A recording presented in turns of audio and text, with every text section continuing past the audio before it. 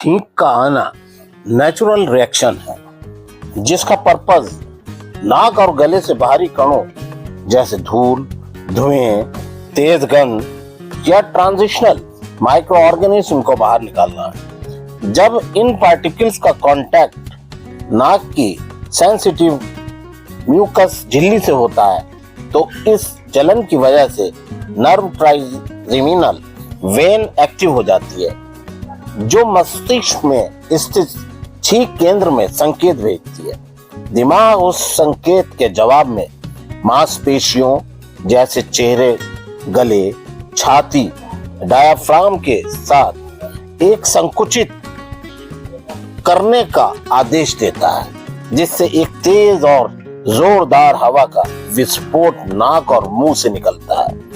आपको जानकर ताज्जुब होगा कि इस विस्फोट की स्पीड 150 से 160 किलोमीटर प्रति घंटे होती है और इस प्रक्रिया से नाक साफ हो जाती है और शरीर को संक्रमण तथा अन्य उत्तेजकों से राहत मिल जाती है। छींक किन वजह से आ सकती है? धूल, पालतू जानवरों के बाल से, एलर्जी होने पर नाक में सूजन व जलन होती है जिससे छींक आती है। सर्दी, फ्लू या वायरल इन्फेक्शन की वजह से नाक की म्यूकस मेम्ब्रेन में जलन हो जाती है। पॉल्यूशन की वजह से भी जैसे धुआं, तेज स्मेल या अचानक ठंडी हवा से भी नाक के अंदर झिल्ली को उत्तेजित कर सकती है।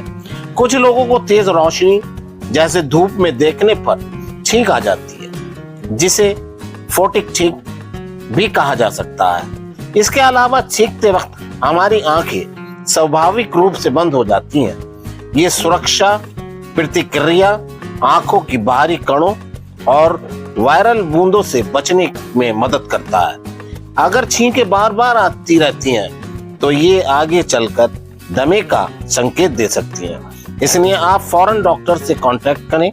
अगर आपको छींक आती है तब रुमाल या कोहनी का इस्तेमाल करें जिससे दूसरे लोगों को इस इन्फेक्शन से बचाया जा सके। मेरी वीडियो आपको अच्छी लगे तो प्लीज लाइक करें, सब्सक्राइब करें और शेयर भी कर दीजिए। शुक्रिया।